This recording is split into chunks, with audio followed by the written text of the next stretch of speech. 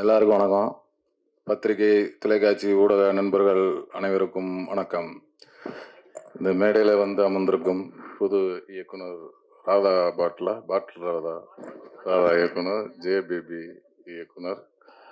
அண்ணன் சொன்ன மாதிரி நான் அண்ணன் படம் பார்க்கலனே, பார்த்துட்டு உங்களுக்கு விரிவில் சொல்கிறேன். அப்புறம் அந்த ஆசன்னு நான் சொன்னோன்னே உடனே அதை ஏற்று வந்த எங்கள் அன்பு அண்ணன் எஸ்.ஆர். பிரபாகரன் அவர்கள், தேனப்பண்ணன் அவர்கள், கதாநாயகி அவர்கள், ப்ரொடியூசர்லாம் அப்புறம் சொல்லுவோம், செந்தில்நாதன் அவர்கள், கவிஞர் சினேகன் அவர்கள். அவர் பாடல் மட்டும் இல்லை, இப்போ வர வர ரீல்ஸ்லேயே வந்து ஃபேமிலிக்குள்ளெல்லாம் பூந்துட்டார். எங்கள் வீட்டில் என் ஒய்ஃபு, பையன் எல்லாம் அவங்க ரீல்ஸை தான் பார்த்துக்கிட்டே இருக்கிறாங்க. அந்த அளவுக்கு வந்து ஃபேமிலியோட ரொம்ப நெருக்கமாக இருக்குது. அவங்க போடுற ரீல்ஸும் ஒன்று ஒன்றுமே ஒரு கவித்துவமாகவும் ஒரு நல்ல கண்டென்ட்டாகவே தேர்ந்தெடுத்து போடுறாங்க. சூப்பர், வாழ்த்துக்கள். அடுத்து மாமா ரோபோ சங்கர் மாமா அவர்கள் கூப்பிடலனாலும் வந்துடுறாரு.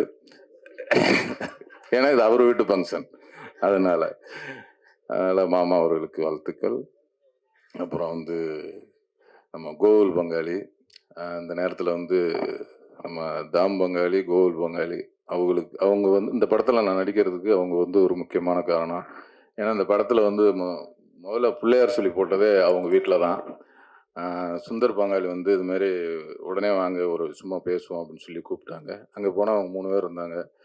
என்ன பேசுவாங்க, எங்கேயாவது பர்த்டே பார்ட்டி இப்படி ஏதாவது பேசி ஃப்ரீயாக இருக்கீங்களான்னு கேட்பாங்கன்ட்டு பார்த்தா, இந்த ஒரு படம் எடுக்கலான் இருக்கான், என்ன கருணாசனை நடிக்கிறாரு, கொஞ்சம் கதையை கேட்குறீங்க, அட என்ன உடனே கேட்போம் அப்படின்னா உடனே டைரக்டருக்கு ஃபோன் பண்ணி கூப்பிட்டாங்க. அடுத்த நாளே இந்த கதையை கேட்டோம். அதனால் அந்த படம் வந்து உருவானதே தாம் பங்காளி வீட்டில் தான்.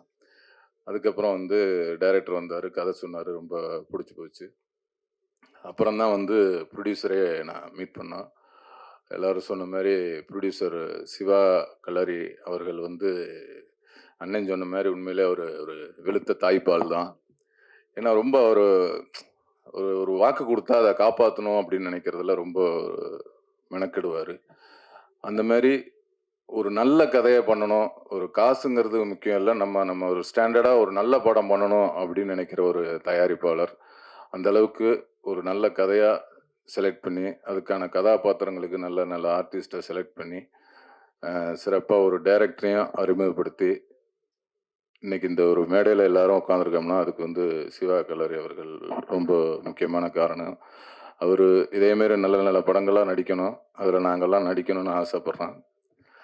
அப்புறம் இந்த படத்தோட இயக்குனர் மைக்கேல் அவர்கள், ஏன்னா நான் நிறையா வந்து புதுமுக இயக்குனர்களோட வேலை பார்த்துருக்கேன். நான் வேலை பார்த்த புதுமுக இயக்குனர் எல்லாமே இன்னைக்கு கொஞ்சம் ஒரு பெரிய டைரக்டராக இருக்கிறாங்க.